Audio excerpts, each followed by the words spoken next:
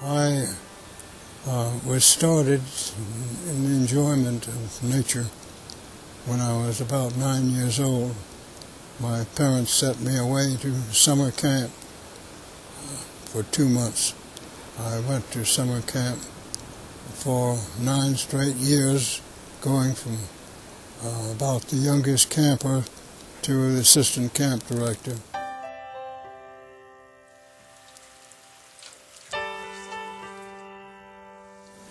But it wasn't until I settled in California, in San Francisco, that I appreciate the magnificence of the Sierra Nevada and the glory of these coastal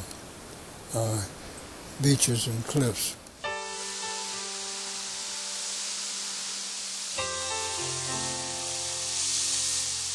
Up until World War II, I was still someone who, while a nature enthusiast and someone who enjoyed nature tremendously, didn't do much about it to see what was happening.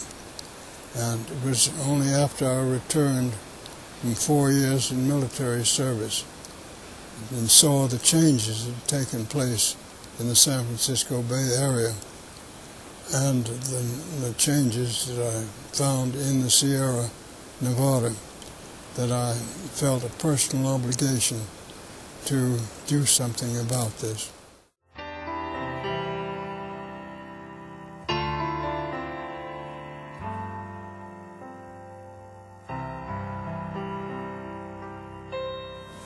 Protection of the environment usually comes to someone who experiences his surroundings personally. It did with me. I started on my quest with the San Francisco Bay Area, what I called the Hills of Home.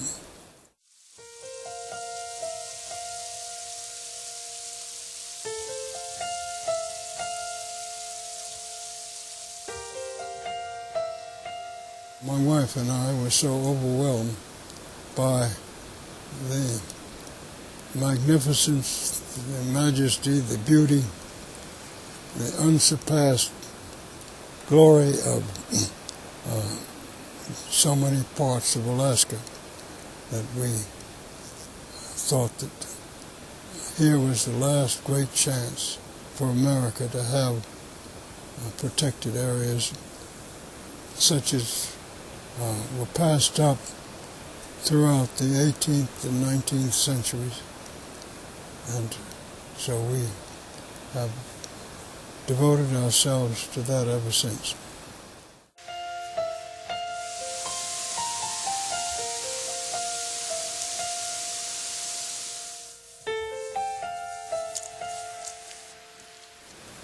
One thing I've learned in the past 30 years is no matter how much and how complete protection we may attain for areas in the United States, if we don't go outside the United States for protection of the areas of the land and the water and the air and the people, that we've lost the war on the environment.